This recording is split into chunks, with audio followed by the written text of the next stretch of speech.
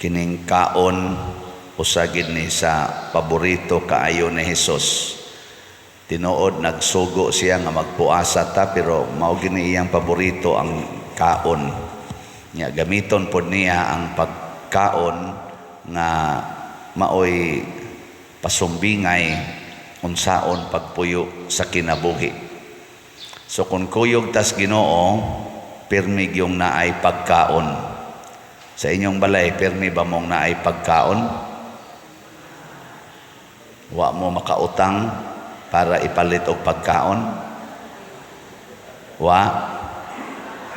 Og nakautang gani mo kay inyong ipalit og pagkaon, pasabot dili kuyog ninyo ang Ginoo.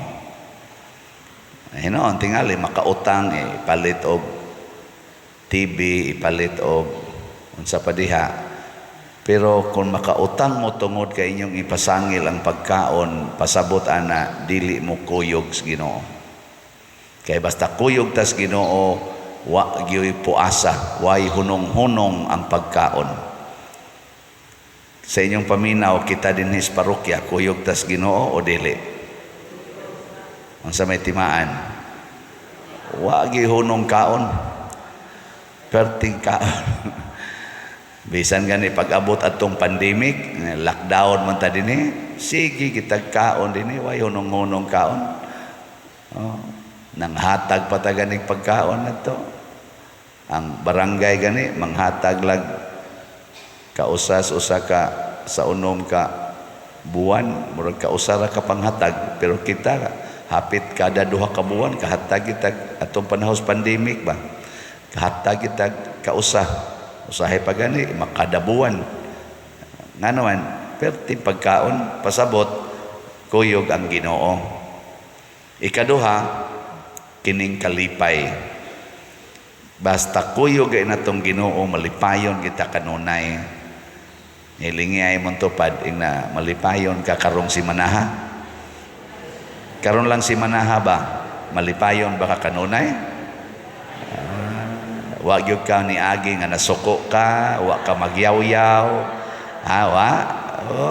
Og nasuko gani ka, nagyaw-yaw ka, di ka malipayon kanunay. Pasabot, nagputol-putol ang imong pagpakigkuyog ni Hesus. Kay kuyog tas Ginoo, bisag unsa pay sitwasyon, malipayon kita kanunay. Ana gyud na siya. Nya ang katapusan kini yung kaluwasan. Basta kuyog gani tas Ginoo, daghang kaon, siging kalipay, nya luwas pagid ta. Na bang mahimo tang manununod sa langit. Kaduhang lingi sa imong tupad na siguro na kang maluwas. Nakasiguro na jud ka nga maluwas ka. Moingon gani, away siguro Ginoo lay magbuot. Kana wa gina magsunod sa Ginoo. Kasagaran na itong tubag, maumandayon na, Ginoo lay magbuot, patay ka diya. Mauna nga, importante kaayo ang atong pagpakigsuod sa Ginoo. Tinuod na ay mga challenges, pero ang gusto lang ni Kristo siya, bag-ong bino, ibutang sa bag-ong sudlanan. Paris-parisa ba? Kanang bag-o nga bino, nagrepresent na sa Ginoo. Because God is always new. Maunang kada adlaw ang Ginoo, bag-o gid siya nato. Bag-o ang iyang ihatag, bag-o ang kasinatian. Bisag kamo mga asawa og bana, karaan naman jud kay na inyong mga naong. Giluod naman mo na inyong mga naong gani tingali. Pero butangi Ginoo ang inyong kasing-kasing, di ba inigtan-aw ninyo inikabuntag sa imong bana, bag-o gyud. No? Karabang dunay bag-ong kainit ba? O gilaay na gani ka karon, gipulaan na ka nang iyang naong, hapit na ka di mo tan-aw pasabot, wa kay Ginoo diri sa imong kasing-kasing. No. Ano man wa man mo tingog diya. Di mo ka-relate. Mauna. Nya mauna siya nga ang Ginoo pirmi gitang malipayon kaya nga tong experience pirmi mambago. Doon na may gitawag na to bagong ingredient ba.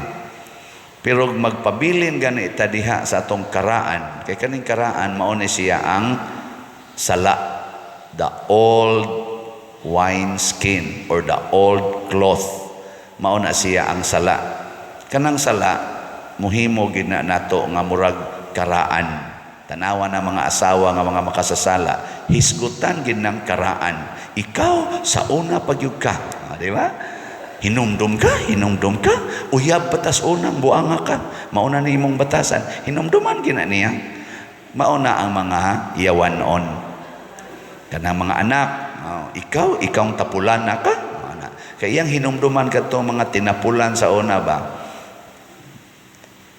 Kinsa ninyo din ang di na gyud mo hisgot sa nangagi. Taas ang kamot. Kanang di gyud mo hisgot ba? Istorya.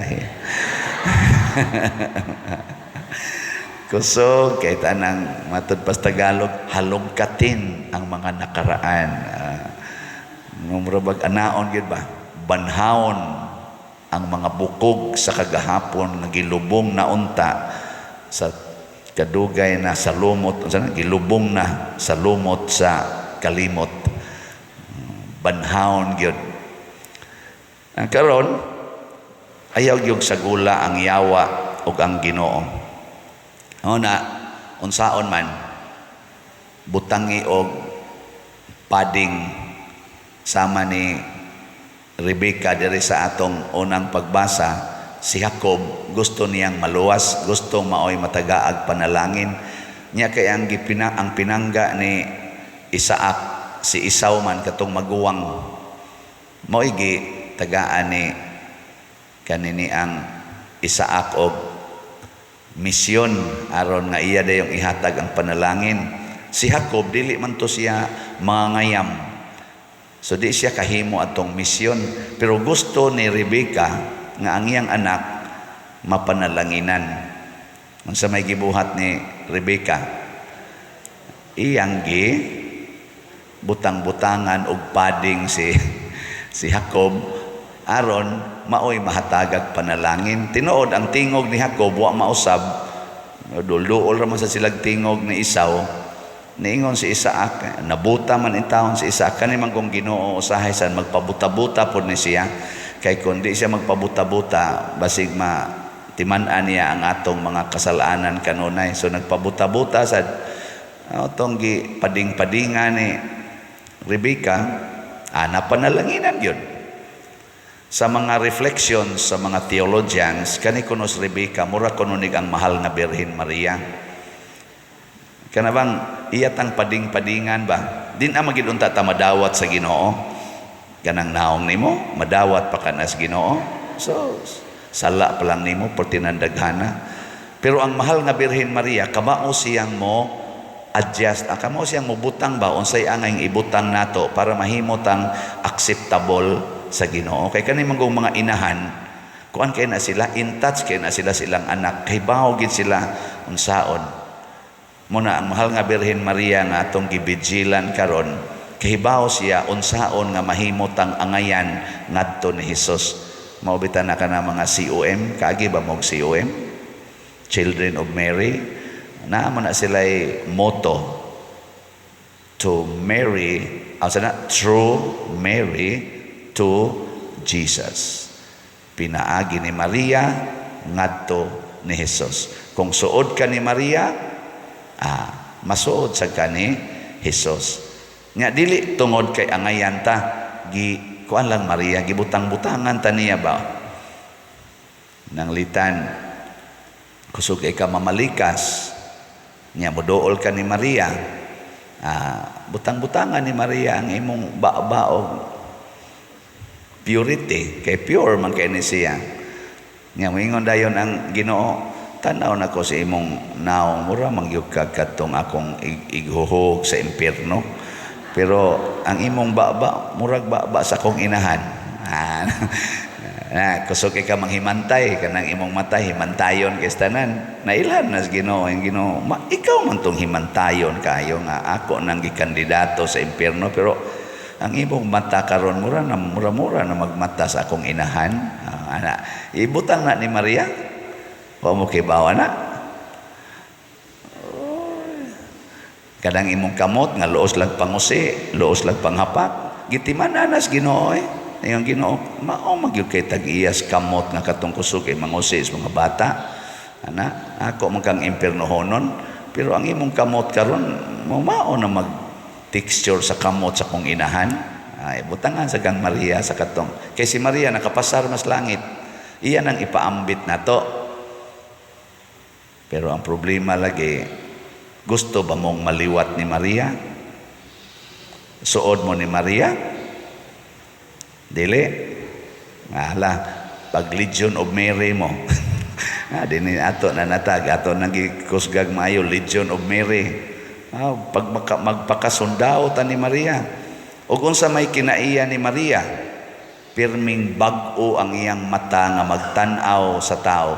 Pirmi sang bag-o ang iyang kasing-kasing nga mohigugma sa isig ka tao. Dili siya magtimaan sa mga sayop. Ang iyang timan-an kanunay inig karong adlawa nakigatubang ko sa image and likeness of God. Sige, lingya imong tupad. Nya isulti niya unsay bag-o nimong nakita diha niya. Sige, ready, go. Ingna bag-o lagi ng imong ilong. Gahapon taas-taas, karon lisngag na. Uy, pangitag bag-o, pangitag bag-o gyud. Ana, tanawa di ba, bag-o na sad ang atong slot ang gidaghanon. Ako ang tagad bag-o na sad ni. Ingon ka ni Bas Father, mangita gina siya adlib aron lang gyud makalusot ng iyang slot. Og mao ni makapalangit ninyo nganong di man nato ni i-promote. So as of yesterday, ang atong SBF DAG nahalina na taog 31,634 ka slots. Pakpak. Niya ang atong 19 slot challenge, mauna ni siya ang final. Di na ko mo ihap sa uban kay ako na lang ning tangan na lang allowance. So 225 gyud ang atong 19 slot challenge. So pakpak. Nasa day mga tao no nga ganahan gid i-challenge. Sige, pangutanan na imong tupad, inaganahan ka i-challenge. Na ang uban wa gyud manglingi ay wa gyud mo i-challenge oy. Na uban ganahan kayo i-challenge. Mo na kana mga asawa i-challenge na lang noon ng bana. Dayog singhag-singhag, magdabog-dabog, na yaw-yaw aron lang gyud am-aman. Di ba? Ngita dito additional. Na. So ang importante nga bag-o. Una sa atong tubag sa Salmo, unsa to atong tubag? Dayga ang Ginoo kay siya maayo. Nganong di man tapulan anang maayo? Kay bawo mo ngano? Kay ang usa ka butang matawag lang nimo maayo basta dili mudaan.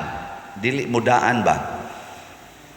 Bisan gani ka na mga karaang simbahan, ingka antik man na pader. Mo na kanang antik pirmi kinang bag-o ang iyang quality. Nganong na antik man na siya kay nakasustenir siya sa mga damag sa pagsulay sa nature. Mo na nga duna siya quality nga pirming bag-o. Ano bang pirming ligon nakasustenir ba? Muna mudahig ta, biliban ako. Ana. Pero sige gani ng imong kilay o kakiskis, ana, di na ginabago. Ingka oy di man kasustenir imong kilay, dali ra man kay mawa. Imong buhok dali kay mausab ang kolor, awa na di na nabago, wa kasustenir ba? Pero kana ganing uban nga di gyud koloran ang buhok, ang kilay di gyud usbon, ana mingka kasustenir gyud siya no. Di na man gyud na uso ng iyang buhok, pero kasustinir gid siya. Pasabot makadaig ka sa iyang strength.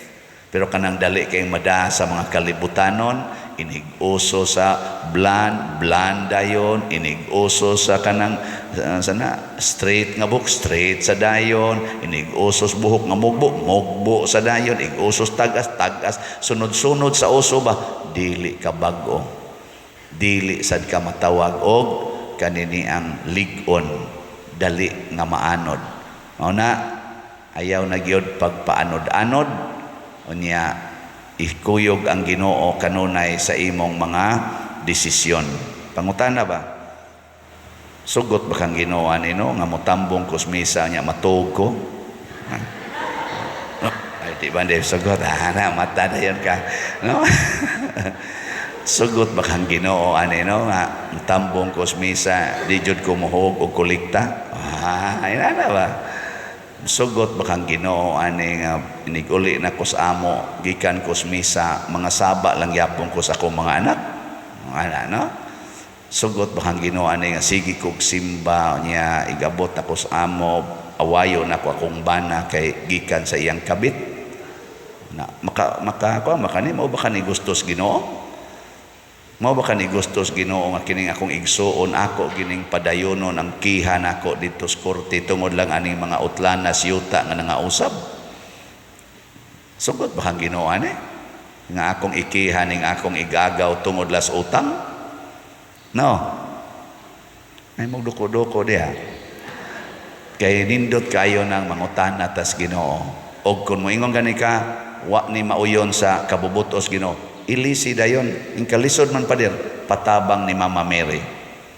Kay di ginalisod basta sa Mama Mary na ana nato. Kadto bitang lisod kayo nako pagbayad sa utang sa ospital, akong manghod kadto sa Clito, mga year 2000, na operahan sa kasing-kasing. Ang bayron noon sa ospital 320,000. Bisa na lag 1,000 wa gyud ko'y kwarta. Nya diha ko sa seminaryo, ang tanan nagsalig nako akong pamilya. Nabuhi ang akong igsoon nga naopirahas kasing-kasing, pero asa mag-ibayad, mamatay ra sa tusyag usab. Sige ra ko rosaryo, nako mahal nga birhen, di jud ko motoo nga way solusyon ang Ginoo kung ikaw na maoy mangayo. Oy, dali ra kay nasulbad in 4 days. In 4 days nakakuha dayon ko 300 out 270 di ba to? 200 o 300,000 na ada yun ni provide. Sus nindota lagi, dali ara lagi. Ngayon ako, bayranan man bisan tinodong na ingon payable when able, naku bayronon man sige na sa kong pangayo, hilig man dyan ko aning pangayo. After mga 5 months, nakadawat ko mga 400,000. Apil pang maintenance akong manghod hangtod na ayo. Karon patyon na sad. Pero naayo siya itong problema nakumpleto gyud ang process sa pagtambal niya. Pero karon abot lang nagkanusa sa namamatay. Ang importante nga maka-experience ta ba? Duo lang kas mahal nga birhen. Dali ra gyud kay istanan. Pero ayaw dool niya nga magdaa ka giyawa. Kay di man gina mosugot ang mahal nga birhen. Ayaw sagula ang Ginoo ug ang yawa. Kada bang maingon ka, mahal nga birhen tabangi ko pero wa lang mikasal, mosabot ra ang Ginoo mahal nga birhen wa mikasal ning mga birhen. Ayaw i-combine ang sala ug ang kaning Ginoo. Sobra na sa nang imong gibuhat. Ana ba? Mahal nga birhen tabangi in town ko nga dili unta ko magkalisod nga dili unta ko masakit og kana ganing cancer, pero mag-inom lang ko aning pills kay lisod na jud kaayo daghan na kay mig anak. Yung mga ayaw ana sikag inom ng pills makanser gyud ka. Nya ako na lang niya ibahala nimo inig kamatay. Kay ako'y mudani mo ngadto sa akong anak, aron akong anak mo hukom nimo gasa ka ibutang ako lang tong kihat-kihatan unya, pero makanser gyud ka. Ano? Ano niya man kong tutukan? Mahal nga birhen, ako musunod yung kus imong simplicity, pero lain sa kay tanawon mahal nga birhen, nga mukalit na ni kawa na ko'y kilay, ako naman kuning gikuanan, ako naman kuning naanad kong badlis, i-maintain lang din ako, mahal nga birhen, kay kilay is life man, mahal nga birhen, ikaw, buangon yun ka.